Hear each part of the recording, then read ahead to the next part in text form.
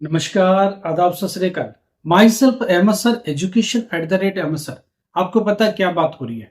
Education पर बात, career पर बात, एनआईएस और ओपन स्कूलिंग की बात, यूनिवर्सिटी की बात, ऑल अबाउट एजुकेशन की प्रॉब्लम का सोल्यूशन।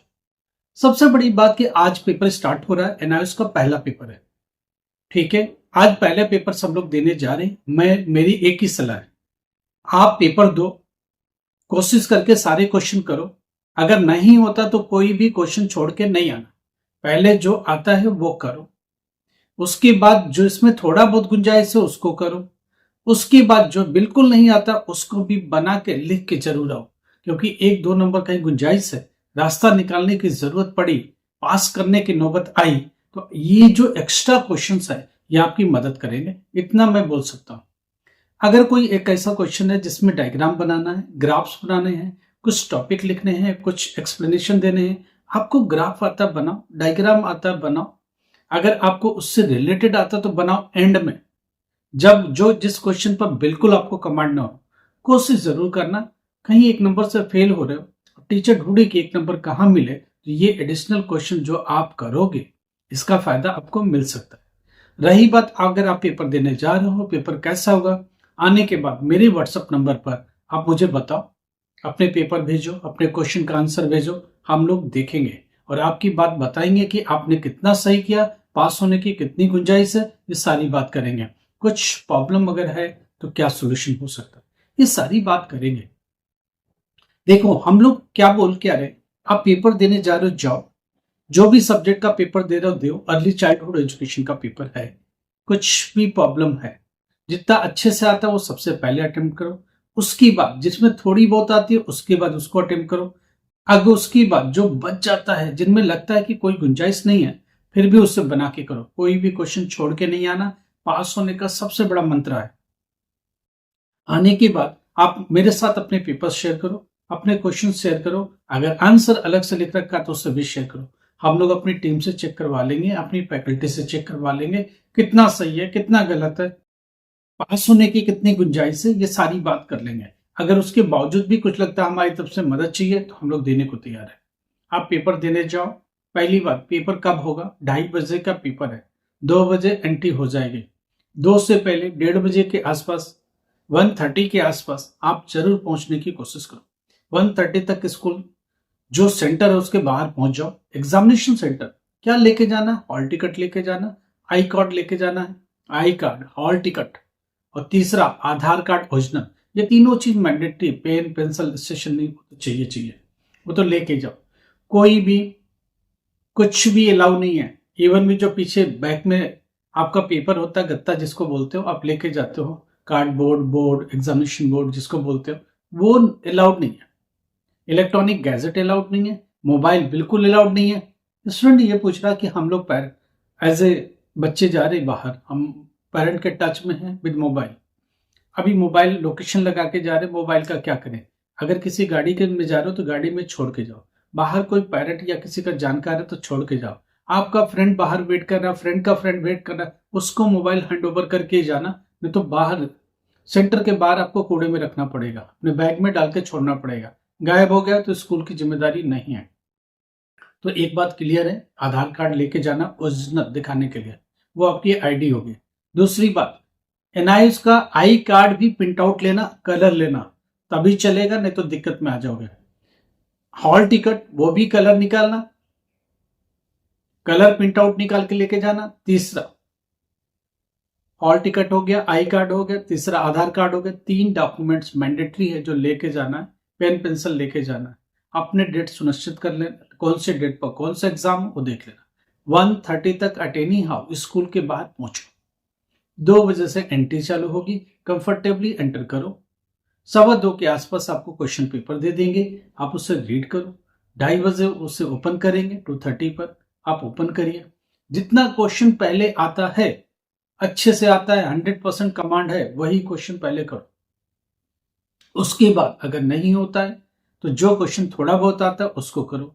लास्ट में जो क्वेश्चन नहीं है उन्हें कोई भी क्वेश्चन छोड़ना नहीं, हर एक क्वेश्चन को बना बना के लिखना। जो भी पॉसिबल होगा, जितनी भी नॉलेज है कहीं से भी सुनिए, जरूर लिखो, उसका फायदा मिलेगा।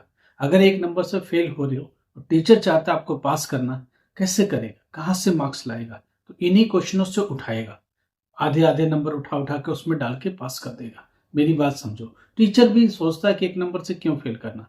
टीचर हमेशा सोचता है 1 या 2 नंबर तक फेल करने की गुंजाइश नहीं है, उसको पास करने की कोशिश करता है। मगर कहाँ जाएगा? आपने क्वेश्चन अटेम्प्ट ही नहीं, आप 20 मार्क्स का अटेम्प्ट करके आ रहे हो, 21 चाहिए, वो दे ही नहीं सकता आपको, क्योंकि टोटल अटेम्प्ट 20 है, उसकी बियॉन्ड वो जा नहीं सकता।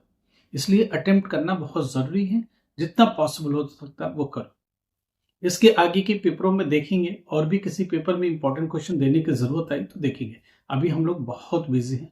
आज हम लोग खुद जा रहे हैं एग्जामिनेशन सेंटर पर, एग्जाम करवाने जा रहे हैं। हम लोग की एग्जाम ड्यूटीज है, हम लोग एग्जाम को परफॉर्म करवाएंगे स्टूडेंट से आज के पहले पेपर में। और इसका भी एक्सपीरियंस आपके साथ साझा करेंगे कि आज के पेपर में स्टूडेंट ने क्या किया, क्या क्या पॉसिबिलिटीज हो सकती है, क्या करें कि बेहतर मार्क्स आ जाए। एज इवैल्यूएटर इतने लंबे समय तक कॉपियां चेक करने के बाद ये पता चल गया कि स्टूडेंट क्या लिखेगा तो हम मार्क्स दे पाएंगे, कितना करेगा मिनिमम कि पास करने की गुंजाइश बनती है, अगर नहीं किया तो क्या रास्ते, ये सब बात कर सकते हैं हम लोग। आज का पेपर अर्ली चाइल्डहुड एजुकेशन का है। पास होने के लिए चाहिए कितना? 21 मार्क्स थियोरी में, 7 मार्क्स प्रैक्टिकल में, 5 मार्क्स टीएमए से। तो ये कुछ चीजें हैं जहां से मार्क्स आते हैं। 21 लाने के लिए कुछ चीजें जरूर समझिए। अर्ली चाइल्डहुड एजुकेशन और केयर में क्या होता है, कितने ईयर के लिए होता है, ईसीसीई क्या होता है, कौन सी ईयर में लागू हुआ, गवर्नमेंट का इसके ऊपर क्या टेक है, गवर्नमेंट के रूल रेगुलेशंस क्या है, प्राइमरी प्री प्राइमरी जो स्कूल्स होते हैं, अर्ली चाइल्डहुड एजुकेशन वाले जो स्कूल होते हैं, उनकी क्या रूल्स और नॉर्म्स है, उसके ऊपर भी बेस्ड क्वेश्चन आते हैं। कुछ चीजें हैं जो हम लोग आपसे बात नहीं कर सकते, आपको बता भी नहीं सकते। आप समझ गए, हम लोग मजबूर है, हम लोग मजबूर है, आपके साथ बहुत सारी बातें नहीं कर सकते, इंपॉर्टेंट क्वेश्चन भी बहुत ज्यादा बात नहीं कर सकते। तो ये सब चीजें समझिए। तो ये कुछ जरूरी चीजें हैं जो आपके काम आएगी और अच्छे से आपकी हेल्प करेगा।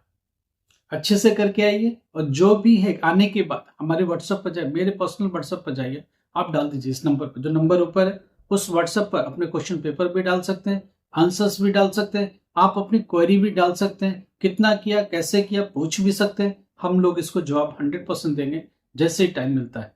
अभी हम लोग पेपर करवाने जा ही रहे, सेंटरों पर जा रहे हैं, वहां हम लोग पहुंच जाएंगे 12 बजे के आसपास। पेपर लॉकर में रहता है, वो टाइम से ही आएगा, वहां से निकल करके स्कूल तक आएगा। एक बोर्ड का ऑब्जर्वर होगा, उसकी प्रेजेंस में पेपर खुलेगा। पेपर खुलने के बाद रूम वाइज अलग अलग क्वांटिटी में डिवाइड होगा। फिर जिसकी ड्यूटीज है उन टीचर्स को हैंडओवर टाइम पर ही होगा, 2 बजे के आसपास ही होगा, और वो लेकर के क्लासरूम में एंटर करेंगे।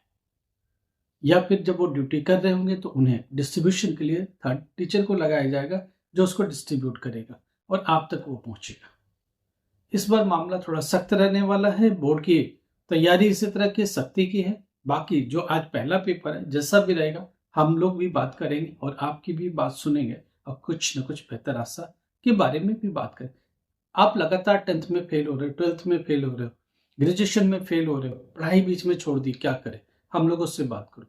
हम लोग की फैकल्टी है, अलग से इंस्टीट्यूशन चलाती है, वो पढ़ाती है, गारंटेड बाय 10th क्लास की चलाती है, गारंटेड बाय 12th क्लास की चलाती। कितना पढ़ाना है, किस सब्जेक्ट के साथ एडमिशन करना, फ्रेश एडमिशन के साथ जाएंगे। अप्रैल 2027 का एडमिशन चालू है, अक्टूबर 2026 का एडमिशन क्लोज है। अगर आप सीबीएसई से फेल होके आओगे या किसी बोर्ड से फेल हो चुके हो तो आप अक्टूबर में बैठने के लिए एलिजिबल हो गए। फेल मार्कशीट ओरिजिनल चाहिए होगी, अदरवाइज आप नहीं बैठ सकते।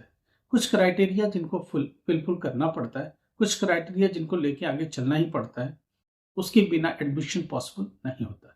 तो आप हम लोगों के साथ बातचीत कर सकते हो। कुछ भी प्रॉब्लम है व्हाट्सएप पर जाओ, मेरे को मैसेज करो, जरूरत है अर्जेंट है तो कॉल बैक मांगो।